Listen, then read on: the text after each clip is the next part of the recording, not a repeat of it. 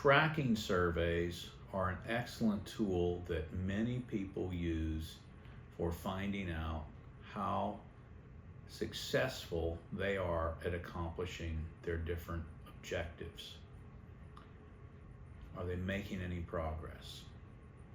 And so what we're going to talk about in this video are some examples of how organizations put together tracking surveys and look at how their audience and their success is changing over time. This is the actual survey form that the Pittsburgh Cultural Trust uses for their Intercept interviews. And as you can see, it's 8.5 by 14 inches. It's a legal size piece of paper. There's nothing printed on the back. It's only the front side. As you can see at the top, it has a QR code, so if somebody would rather scan it and complete the survey online, they can do that. If they do that, however, they're going to be taking the slightly longer survey. But if they did it on the clipboard, they would basically answer these questions and then provide the feedback back to whoever the researcher was. The surveys would be collected, we would scan them, put them in a data file, and start our analysis from them, or for them, from these surveys. Now, what are some of the possible questions that might be included? In this case, they said things like, how many times have you been to the Cultural Trust event or the first night event? Is you a first-time visitor versus multiple returning visitor? That's interesting. What did they enjoy most? That was one where they could select a variety of different responses. What was their favorite performance or exhibit in the event? Just getting a feedback on that. How did they learn about the festival? How did they travel to? It's very important. Did they get there by bus? Did they park? What's the parking like? Very important for the organization to figure out how people are coming to the downtown area. Including yourself, how many other people are in your group? Are they coming with 1 or 2 people, or are they coming with large families? And what impact would that have on the types of programming that they consider offering in the future? Here's a big one. Did you notice any sponsors? And if you did, which ones? So they're very interested in finding out, do people pay attention to the sponsors? They'll then use this information to go back to those sponsors and report to them, hey, this is the percentage of people that saw one of your posters or realized that you were a key sponsor of the event. One of the things they were very interested in, are they aware that the event is actually sponsored by the Pittsburgh Cultural Trust, or it's put on by them? Was kind of internal. Are they getting lost in the shuffle? Is their brand standing out? So that's a question to track that. Did or will you stay in a hotel? So we get into some economic development type questions, and if you're going to stay, how long, how many nights, and so forth. Did anybody eat while they were in downtown? So they're trying to figure out economically, is this helping the restaurants or other local businesses or vendors?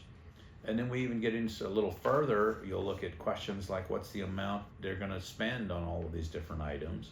Then we get into some demographics. What's the zip codes? Basically creating a map of where everybody's traveling from, how far. What are their ages, their gender? And notice in gender, we're going to ask man, woman, non-binary, and self-describe. This is one of those questions that has changed a lot over the years.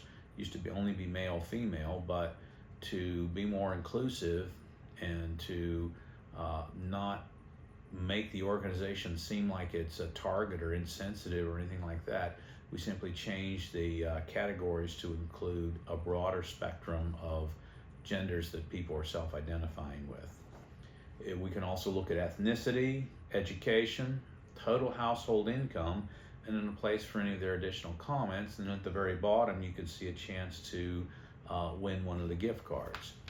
So that's pretty straightforward. Now, the cool part about that is that they've been running this survey for many years, and most of the questions have remained consistent. So here's a page from one of their reports, and what's important here is realize that it's showing bars that are showing a trend. It's a very popular way to show, and I think we have, in this case, the last 3 years. And so what they can do is they can see, has something gone up or gone down, and those are highlighted. And so every question that was on the survey is basically answered with a different graph or chart. And most of those are using a bar chart to track opinions over time. And so what happens then is the client can look at this and share this data with their funders or whoever else, and then very quickly get a sense of, are things changing? What's improving? That would be the main package you would get for a tracking report.